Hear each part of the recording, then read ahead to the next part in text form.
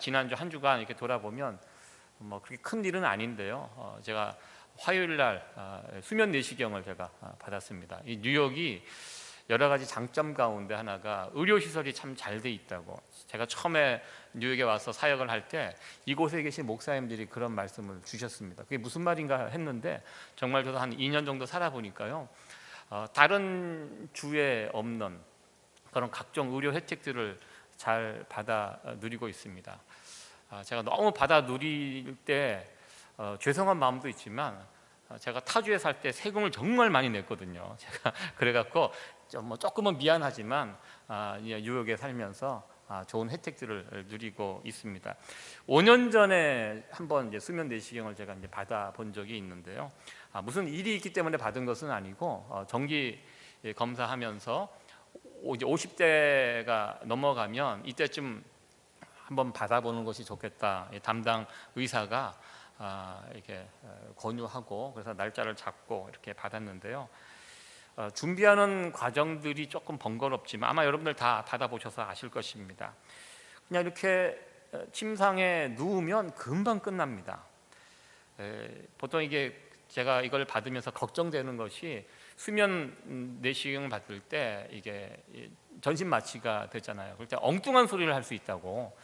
그게 좀 걱정이 됐습니다. 이거 하는 동안 내가 그래도 목사인데, 목사로서 이야기를 말이 막 엉뚱하게 나온 말이 아니라 그래도 이게 하나님 말씀이 막 이렇게 막 수면 그 중에 나왔으면 좋겠는데, 괜히 막 이상한 막 보통 사람들 막 그런 가운데 막 욕도 하고 막 그런다는 얘기를 들었습니다. 그래서 혹시 그런 엉뚱한 말이 나가지 않도록 목사로서 이 품위를 잃어버리지 않았으면 좋겠다, 그렇게 생각을 했고요. 정말 여러분들 경험하셔서 아시겠지만 금방 끝납니다. 무슨 꿈을 꾼 것 같은데요, 끝나고 나면 깨어나면 그 꿈이 하나도 생각이 안 나고, 제가 기억에 남는 것이 있습니다. 그러니까 눈을 딱 떴을 때 조금 긴장을 하고 제가 이제 수면 매치에 들어갔는데요. 눈을 딱 떴을 때 첫 장면이, 눈을 딱 떴을 때 그곳에 함께했던 의료진들이 표정이 너무 밝아요. 이분들이 굉장히 친절하고, 또 이게 약간 제가 이제 긴장하고 있으니까 굉장히 이제 분위기를 따뜻하게 잘 만들어 주셨는데요. 눈을 딱 뜨니까 두 분 정도가 저를 이렇게 깨우면서 정말 밝은 모습으로, 환한 모습으로 저를 맞이해 주셨습니다. 참 제가 그 모습을 보면서 느끼는 것이 있었습니다. 그리고 언젠가 먼 후 미래가 되겠죠. 저에게는 언젠가 제가 이 땅에서 삶을 마무리하고 눈을 감을 날이 있을 것입니다. 그날이 오겠죠. 저에게도. 예, 여러분들도 올 것입니다. 반드시 올 건데요. 그때 제가 잠시 이렇게 눈을 감았다가 떴거든요. 그때도 제가 이 땅에서 마지막 이제 여기서 살고 눈을 딱 떴을 때, 그때 그곳의 분위기가 참 밝았으면 좋겠다, 이런 또 간절한 소원을 품게 되었습니다. 눈을 떴는데 분위기가 이상하고 막 검은 옷 입은 사람 막 돌아다니고 이러면은 안 될 것 같아요. 그래서 제가 참 눈을 탁 떴을 때 밝게 저를 맞이해 주시는 그 의료진들의 모습을 보면서 그런 생각을 했습니다. 언제가 될지 모르겠지만 내가 이 땅에서 삶을 마무리하고 딱 죽고 눈을 딱 떴을 때 정말로 밝고 환한 분위기 속에서 나를 맞이해 주시는 주님과 함께 이렇게 짠 하고 되면 얼마나 좋을까, 그런 또 생각을 해보게 되었습니다. 참 이 수면 내시경이라는 것이 참 굉장히 좋은 것이에요. 예전에는 이게 수면 내시경이 없었잖아요. 그냥 깨어 있는 상태로 막 이렇게 막 위 내시경도 하고 막 그랬던 것 같아요.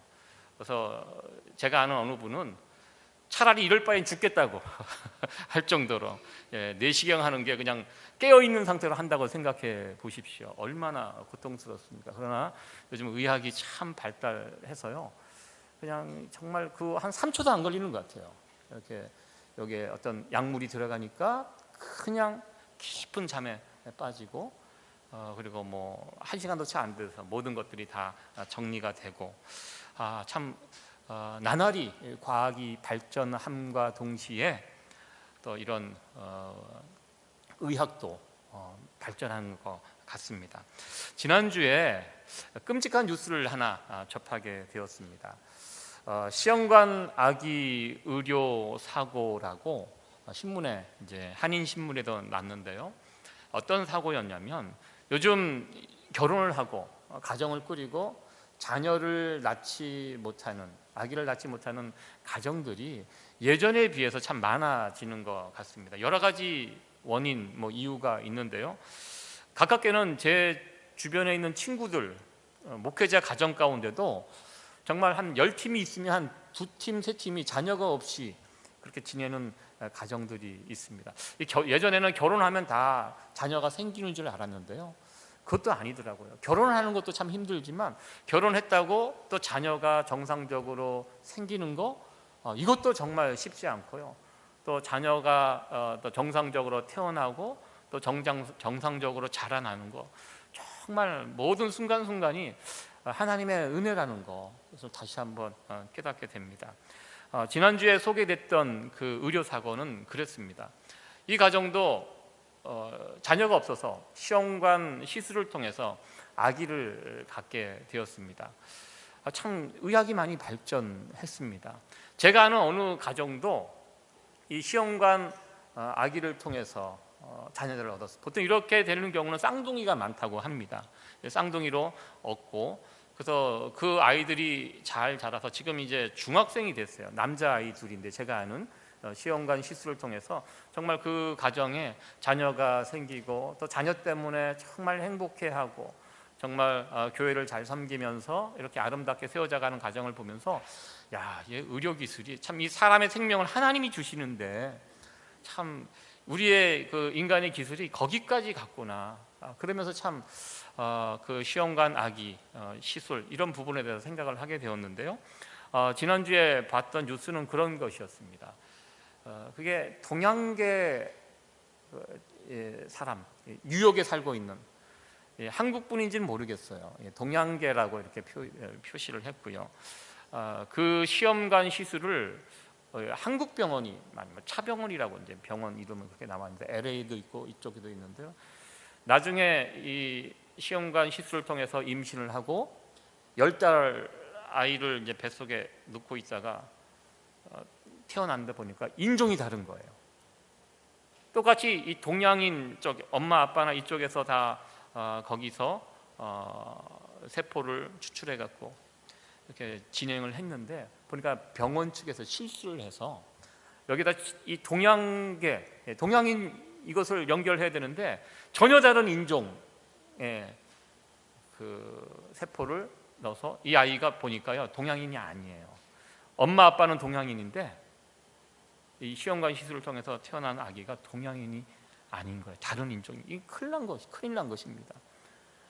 그래서 그 부부가 큰 충격을 받고 그 시술을 한 병원에다가 이제 소송 절차에 들어간다, 이런 뉴스를 보게 되었습니다.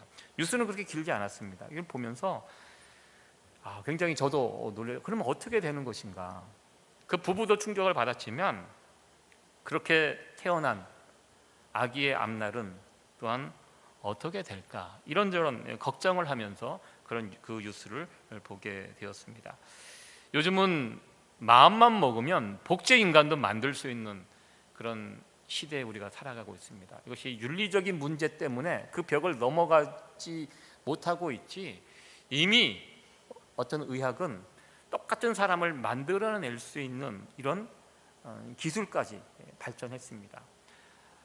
복제해서 만들어진 사람, 보통 이 사람은 하나님이 만드시거든요. 만약에 복제한 사람에게도 우리가 복음을 증거해야 되는가, 이런 실질적인 질문, 이런 것들이 우리 교회에 도전이 되고 있습니다. 요즘 눈부신 과학의 발달로 의학의 발달, 이제 평균 수명이 이제 100세 시대에 이제 접어들었고요.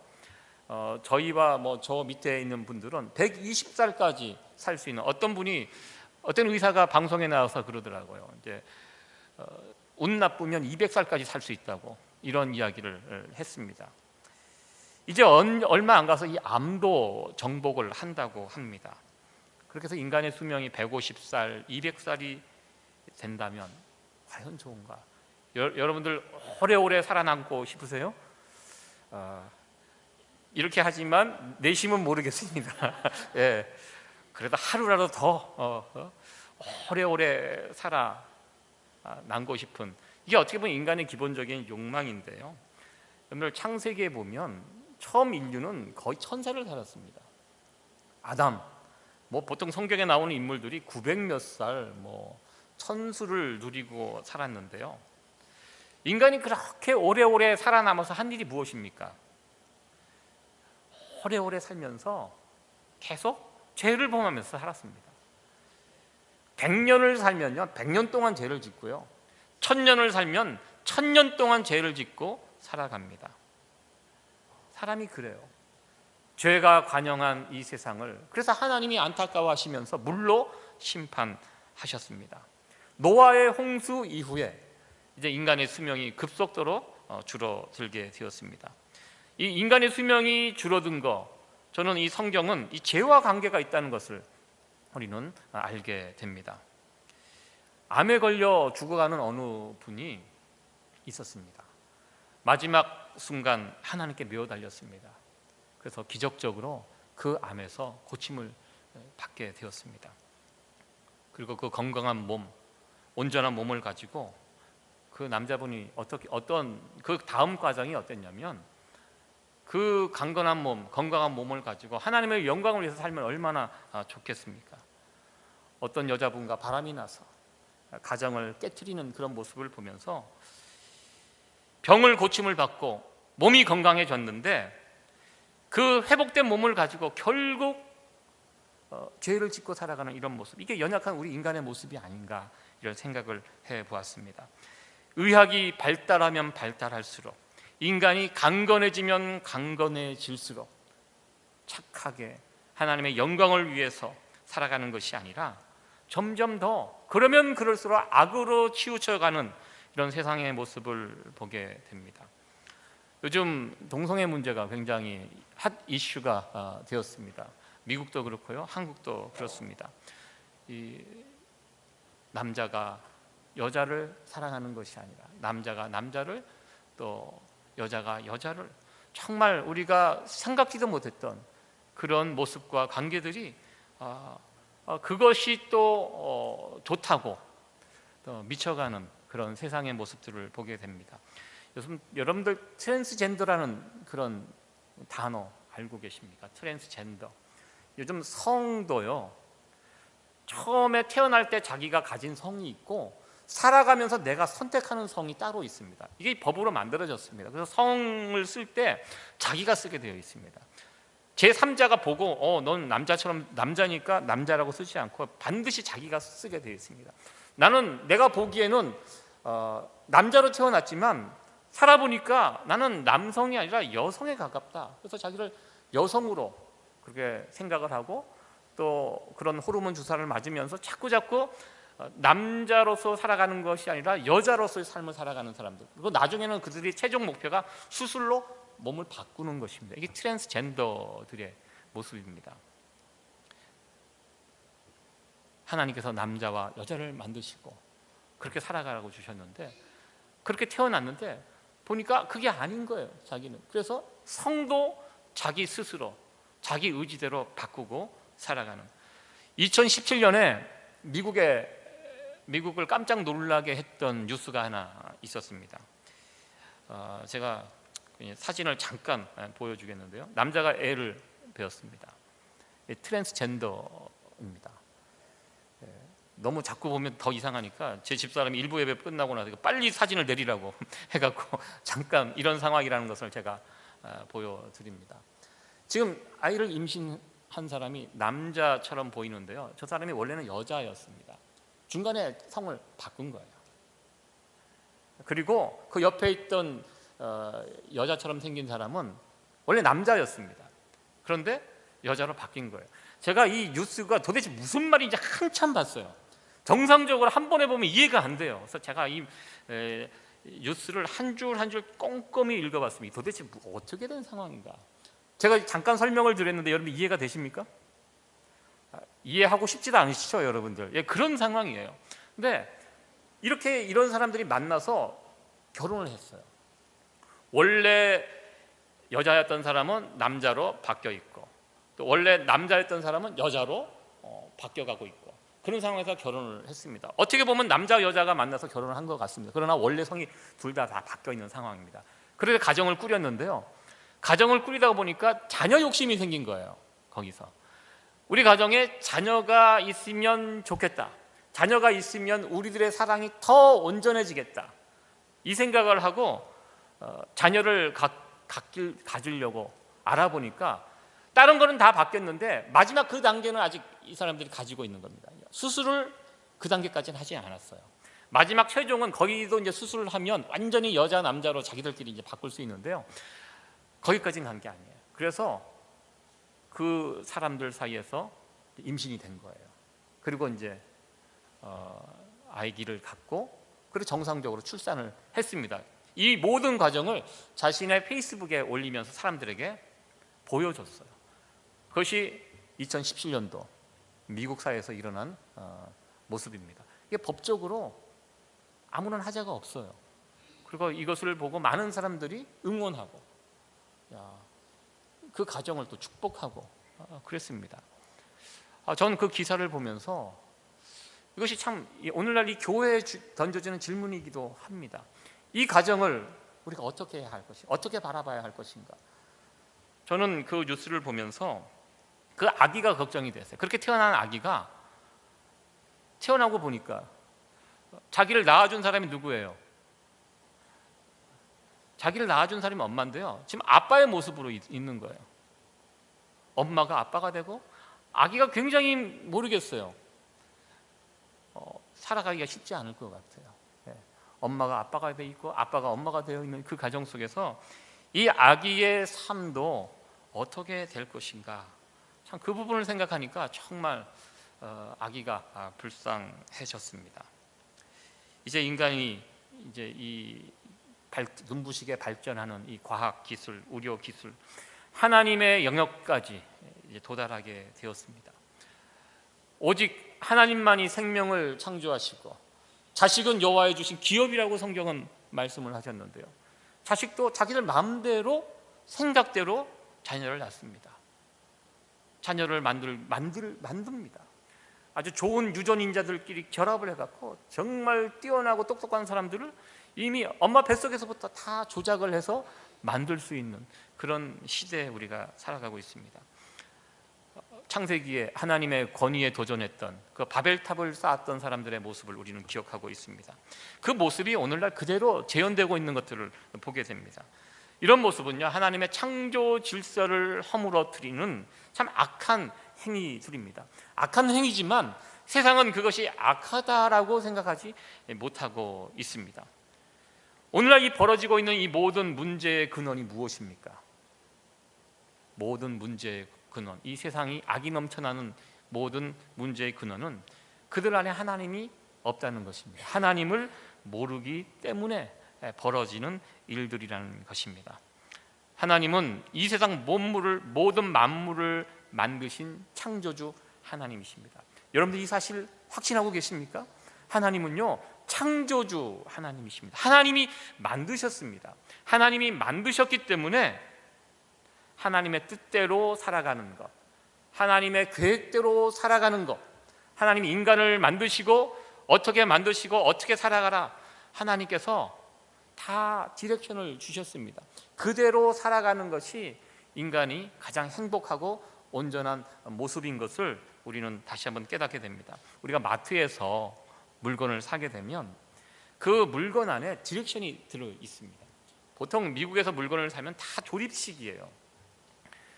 다 만들어져 갖고 파는 거 거의 못 봤습니다. 그러니까 저도 이제 물건을 살 때 가능하면 싼 물건을 찾기 때문에 보통 이제 월마트 이런 데 가서 뭐 간단한 가구 이게 사갖고 옵니다. 의자, 책상 어떻게 됩니까? 다 만들어져 갖고 이렇게 주는 거는 거의 없습니다. 누가 샀다가 반품한 거, 뭐 싸고 뭐 어디가 좀 부서지고 그런 것이 다 온전하게 갖춰 있지, 대부분 다 집에 가지고 와서 조립을 하게 됩니다. 처음에는 조립하는 것이 굉장히 짜증났습니다. 그 힘들어요. 책상 하나 이렇게 조립하는데 몇 시간씩 걸렸습니다. 그런데요, 어느 날 그것을 해보니까 나름대로 재미있습니다. 어떻게 그 물건을 조립할 때 제일 중요한 것이 있어요. 그 물건을 만든 회사에서 준 처음 넣어둔 디렉션이 참 중요합니다. 그 디렉션 그대로 따라가면 물건이 만들어집니다. 제가 이렇게 만들다가 어쩔 때는 제 마음대로 이렇게 해본 적이 있어요. 이게 별거 아니라고 생각하고 제 생각대로 막 물건을 이렇게 조립하다가 순서를 뒤바뀌고 하다가 그렇게 되면 꼭 탈이 나요. 안 돼요. 그럼 어떻게 합니까? 다시 풀러가고 처음부터 다시 그 디렉션 펴놓고 1번, 2번, 3번 그 순서대로 그 그림에 나와 있는 그 모양 그대로 따라가다 보면 물건이 온전하게 만들어집니다. 이 세상에 만들어진 물건이 그래요. 하나님께서 이 세상을 만드셨습니다. 우리가 이 세상을 살아갈 때 중요한 거, 우리 마음대로 살아가면 안 된다는 것입니다. 내 뜻대로 살아가면 망가지게 되어 있습니다. 이 세상을 만드신 분 하나님, 우리에게 디렉션을 주셨습니다. 하나님 말씀대로 살아가면 됩니다. 이 세상이 왜 이렇게 어지러워집니까? 하나님을 잊어버리고 하나님을 마음에 두지 않고 자기 마음대로, 자기 뜻대로, 자기 욕심에 이끌리는 대로 살아가기 때문에 오늘날 이 세상에 이런저런 안타까운 모습들, 악이 넘쳐나는 것들을 보게 됩니다. 물건을 만든 그 디렉션대로 살아가는 것만큼 어쩌면 우리가 이 세상에서 살아가는 것은요 훨씬 더 중요합니다. 훨씬 더 어렵고 중요합니다. 이건 반품도 안 돼요. 우리의 삶은 시간을 다시 되돌릴 수도 없어요. 그래서 우리는 하루하루 신중하게 한 걸음 한 걸음 이 세상 창조주이신 하나님께서 우리에게 주신 디렉션대로 따라가는 것, 이것이 우리가 인생을 살아가는 확실한 길임을 우리는 다시 한번 확인하게 됩니다. 이 세상의 문제들, 하나님 떠나 있기 때문에 생긴 문제라고 제가 말씀드렸습니다. 그렇다면 문제가 있는 세상 가운데 어떻게 이 문제 있는 세상을 다시 회복할 수 있는가? 다시 하나님께로 돌아가면 된다는 것입니다. 우리가 살고 있는 이 나라, 우리 김유신 집사님이 기도 가운데 우리의 조국 대한민국이 어려움에 처해 있다. 세상 사람들은 그 방법을 이렇게 저렇게 찾고 있습니다. 그러나 하나님을 믿는 우리는 알고 있습니다. 하나님께 돌아가야 합니다. 하나님을 아는 것, 하나님 뜻대로 살아가는 것, 하나님이 우리에게 주신 그 디렉션대로 쫓아가는 것, 이것이 모든 문제의 해결의 키가 된다는 사실을 우리는 다시 한번 확인하게 됩니다.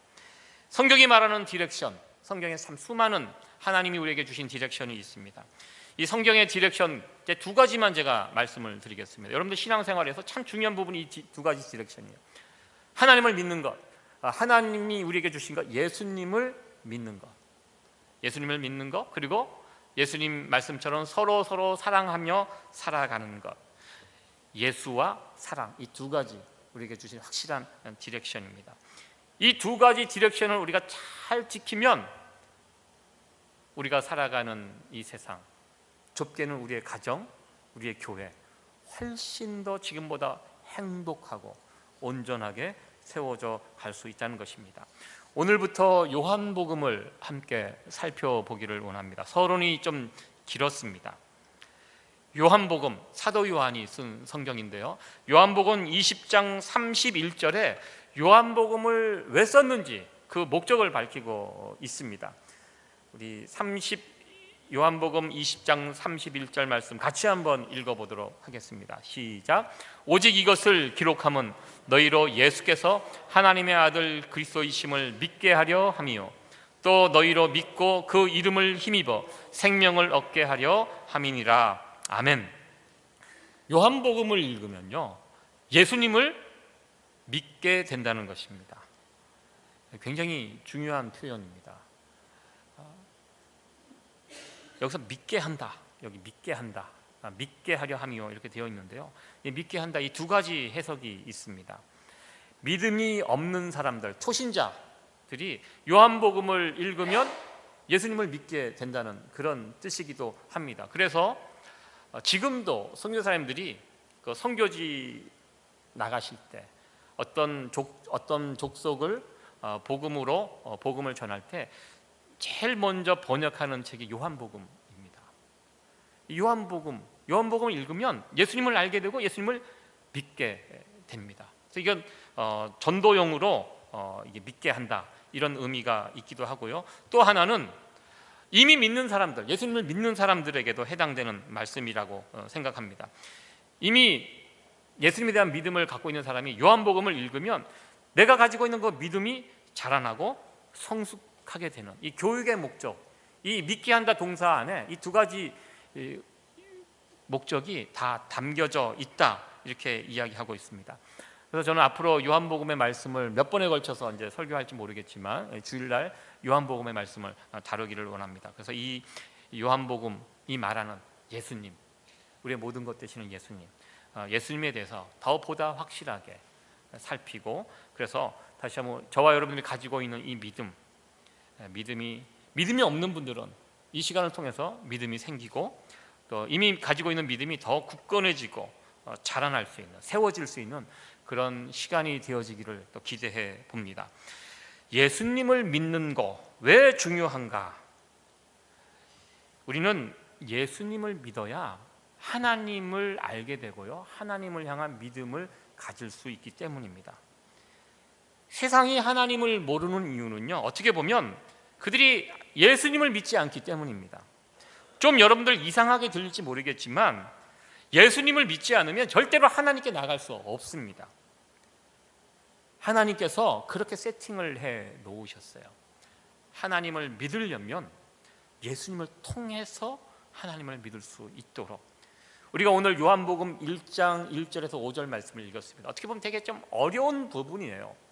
그래서 1절에서 3절 말씀 우리 같이 한번 읽어보도록 하겠습니다. 요한복음 1장 1절에서 3절 말씀인데요, 같이 한번 읽어보도록 하겠습니다. 시작. 태초에 말씀이 계시니라. 이 말씀이 하나님과 함께 계셨으니 이 말씀은 곧 하나님이시니라. 그가 태초에 하나님과 함께 계셨고 만물이 그로 말미암아 지은 바 되었으니 지은 것이 하나도 그가 없이니 된 것이 없느니라. 요한복음 1장 1절에서 3절 대단히 중요한 말씀입니다. 처음 시작, 모든 책의 처음 부분 대단히 중요한 부분인데요, 여기에 태초에 말씀이 계시니라. 반복되는 것이 말씀이라는 단어입니다. 말씀, 헬라어로 이제 로고스 많이 들어보셨을 것입니다. 로고스 교회 이름이 로고스 교회도 있는데요, 여기에 있는 말씀이 과연 무엇인가? 아마 여러분들은 말씀이 무엇인지 대략 알고 계실 것입니다. 이 말씀이 무엇인지 요한복음 1장 14절에 바로 설명을 하고 있습니다. 우리 1장 14절 말씀 보도록 하겠습니다. 시작. 말씀이 육신이 되어 우리 가운데 거하심에 우리가 그 영광을 보니 아버지의 독생자의 영광이요 은혜와 진리가 충만하더라. 여기서 말씀하는 말씀이 누구시죠? 예수님입니다. 여기서 말씀하신 1장 14절에 바로 이 말씀이 누구신지 설명되어 있습니다. 말씀이 육신이 되어 우리 가운데 거하시며 우리가 그 영광을 보니 아버지의 독생자의 영광이요 은혜와 진리가 충만하더라. 바로 예수님입니다. 여기서 말씀하시는 이 말씀이 바로 예수님이라는 것을 사도 요한은 설명을 하고 있습니다. 그렇다면 이번에 그 말씀이라는 단어에다가 예수님을 넣어서 한번 1절에서 3절까지 있는 말씀을 다시 한번 읽어보도록 하겠습니다. 그러면 아마 여러분들 의미가 더 확실하게 여러분들 다가올 것이라고 생각이 됩니다. 제가 노란색으로 그 부분을 이제 바꿔서 놨거든요. 다시 한번 읽어보도록 하겠습니다. 시작. 태초에 예수님이 계시니라. 이 예수님이 하나님과 함께 계셨으니 이 예수님은 곧 하나님이시니라. 예수님이 태초에 하나님과 함께 계셨고 만물이 예수님으로 말미암아 지은 바 되었으니 지은 것이 하나도 예수님 없이는 된 것이 없느니라. 아멘. 이렇게 예수님을 말씀과 이렇게 바꿔서 읽어보면 훨씬 더 예수님이 어떤 분인지 우리가 알 수 있게 됩니다. 창세기는 태초에 하나님이 천지를 창조하셨다 이렇게 시작을 합니다. 요한복음 1장 1절은요 어쩌면 그 태초보다 더 위로 올라갑니다. 예수님은 태초 이전에 계신 분이에요. 그렇게 예수님을 설명하고 있습니다. 왜 그렇다면 처음부터 이 말씀을 예수님이라고 말하지 않고 그냥 말씀이라고 사도 요한은 그렇게 표현했을까 생각을 해보게 됩니다. 그 이유는 그렇습니다.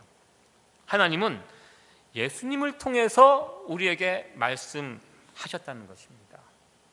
우리는 보통 전문용어로 계시라는 말을 많이 씁니다. 이거는 하나님의 계시야.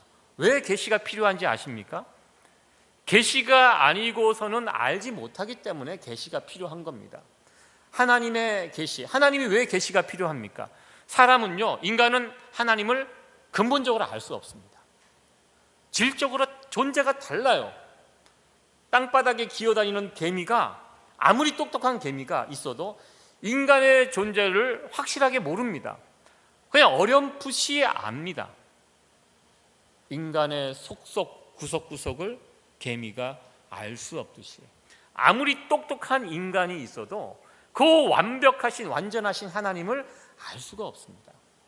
그 하나님을 알기 위해서는 하나님이 당신 자신을 우리들에게 보여주셔야 돼요. 우리 수준에 맞게 자기 자신을 하나님 자기 자신을 보여주셔야 되는 이것이 바로 계시라는 것입니다. 자기 자신을 보여주세요. 그 하나님의 말씀입니다. 그 말씀이 곧 예수님이라는 것입니다. 이 말을 우리가 종합해서 생각해 보면 우리가 어떻게 하나님을 알 수 있습니까? 말씀을 통해서 알 수 있습니다. 말씀이 곧 누굽니까? 예수님입니다. 예수님을 통해서 우리가 하나님을 알 수 있다는 것입니다. 예수님이 그래서 참 대단히 중요해요. 세상 사람들은 하나님을 알지 못해요. 그러나 예수님을 알게 되면 비로소 그때 이제 하나님이 보이기 시작한다는 것입니다. 예수님께 집중하면 집중할수록 우리는 하나님이 어떤 분인지 알게 됩니다. 이게 연결되어 있습니다. 예수님 따로 하나님 따로가 아니에요. 하나님은 당신을 세상 사람들에게 보여주실 때요 누구를 통해서? 예수님을 통해서 보여주십니다. 하나님을 알기를 원한다. 내가 하나님을 믿고 싶다. 다이렉트로 믿을 수가 없습니다. 사람들은요 뭔가 봐야지 믿어요. 세상 사람들에게 우리가 하나님의 존재를 어떻게 증명하고 믿게 할 수 있겠습니까? 그래서 하나님은 이 세상 사람들에게 하나님의 존재, 하나님을 알고 하나님을 믿을 수 있도록 이 세상에 예수님을 보내주셨다는 것입니다. 예수님을 통해서 하나님을 눈에 보이지 않는 하나님을 눈에 보이는 예수님을 통해서 알아갈 수 있고 믿을 수 있도록 이렇게 하셨다는 것입니다. 우리가 미국에 이렇게 살고 있습니다. 미국에 살고 있지만 가끔 과연 미국에서 산다는 것이 무엇인가? 미국이 무엇인가? 이것에 대해서 확실하게 보여주는 어떤 그림 여러분 가지고 있으십니까? 처음에 제가 미국에 왔을 때 내가 지금 미국에 왔다 이것을 언제 느끼냐면 외국 사람들 보면 여기가 한국이 아니라 미국이구나 이것을 알게 되고요. 미국이라는 나라가 굉장히 넓어요. 그리고 여행 다니기엔 좀 재미가 없는 나라입니다. 4시간, 5시간 열심히 달려가야지 뭔가 하나 있고 그거 보고 또 4시간, 5시간 또 달려야지 뭐가 하나 있고 가는 길거리가 비슷해요. 뉴욕 여기를 조금 벗어나고 시골을 달려보면 미국 시골이 다 비슷비슷해요. 한참 달리다 보면 맥도날드 마크도 있고 항상 그 길이 그 길입니다. 제가 굉장히 미국적인 것이 무엇인가 생각을 해봤는데요. 그런 거더라고요. 제가 예전에 미국 중부 대륙을 자동차 여행으로 달린 적이 있습니다. 정말 끝이 없습니다. 한국에 살 때는요 서울에서 부산 4시간만 달려가면 부산이 나와요. 이 끝이잖아요. 근데 미국은 기본적으로 어디를 가면 8시간, 10시간 운전을 해야 합니다. 한국에서 10시간 달려가면 어디 나오는지 아세요? 만주벌판 나옵니다. 미국이 그렇게 큰 나라예요. 제가 중부지방 운전을 하고 다니는데요. 여기 이제 포코노 지역 넘어가면 산맥을 넘어가면 미국의 대평원이 펼쳐집니다. 산이 없어요. 그냥 평평해요. 바다같이 평평한 땅이에요. 거기 이제 운전을 하고 이렇게 가면 해가 이제 이렇게 떨어지면 그 수평선 끝까지 이렇게 해서 떨어집니다. 서쪽으로. 그렇게 8시간, 10시간을 달려도 그 상태예요. 미국이 참 넓은 나라구나. 그래서 제가 미국을 경험을 하게 됩니다. 넓은 이 땅, 아주 엄청나게 곧게 뻗은 도로, 이걸 통해서 내가 지금 미국에 살고 있다. 그런 것을 통해서 우리는 미국을 느낍니다. 여러분들, 한국은 어떻게 느낍니까? 제가 예전에 그런 고민을 했어요. 예전에 한국에서 사역을 할 때 전 세계에 흩어져 살고 있는 선교사님 자녀들이 한국을 방문한 적이 있습니다. 한국에 있는 총회가 이 선교사님 잘 대접해야 되지만 선교사님 자녀들을 우리가 1년에 한 번씩 조국 대한민국에 초대해서 이들을 잘 섬기자. 어느 분이 이런 좀 아주 좋은 아이디어를 주셔갖고 제가 그때 한 1회, 2회 2번 정도 참석을 했습니다. 그때 스텝으로 참여해서 선교사 자녀 분들을 섬긴 적이 있습니다. 그럴 때 한국에 이 친구들을 데리고 왔을 때 한국적인 것이 과연 무엇인가 생각을 해봤습니다. 서울에서 지낼 때는 서울 남산타워에 우리가 데리고 갔습니다. 남산타워를 보면서 여기가 서울이구나, 한국이구나 느낄 수 있었고요. 그리고 한국적인 것도 무엇이 있습니까? 음식이 있습니다. 가는 곳곳마다 전주, 목포, 부산, 대구, 서울 찍고 또 춘천 이렇게 돌아다녔는데요. 한 달 동안 저희들이 그 투어를 했는데요. 각 지역마다 음식들이 기가 막힙니다. 지금도 기억이 나요. 목포에 가서 먹었던 그 반찬이 한 거의 100가지 깔리는, 아이들이 너무너무 맛있게, 그걸 통해서 그 음식을 먹으면서 한국이 이런 나라구나, 눈에 보이는 그런 음식을 통해서 또 한국을 보게 되고요. 또 한 번은 한국이 또 독특한 나라, 이 분단된 나라 아닙니까? 그래서 이것도 우리 친구들에게 경험을 시켜줘야 된다 그래갖고 그 휴전선 근처에 있는 그 군부대를 섬기는, 군대 교회를 섬기는 군무 목사님하고 연결해갖고 그 근처에 있는 제3땅굴을 우리 선교사님 자녀들하고 같이 들어가서 견학도 했습니다. 들어갈 때 군복을 입고 또 철모를 쓰고 저희들이 괜히 겁을 주면서 저 굴에서 북한군이 나올 수도 있다고 조심하라고 그렇게 하면서 같이 땅굴을 같이 견학을 하고, 한국 독특한 문화잖아요. 청년들이 되면 군대를 다 가야 되는, 군 생활을 할 수 없지만 간접적이라도 이걸 통해서 한국을 경험할 수 있도록 그렇게 안내를 했었습니다. 그런 것들을 통해서 우리는 한국이 어떤 나라인지를 우리가 부분적으로 체험을 하게 됩니다. 우리가 하나님을 경험한다는 거 무엇입니까? 내가 하나님을 안다. 하나님을 직접적으로 경험하는 것은 쉽지 않습니다. 하나님 눈에 보이지 않습니다.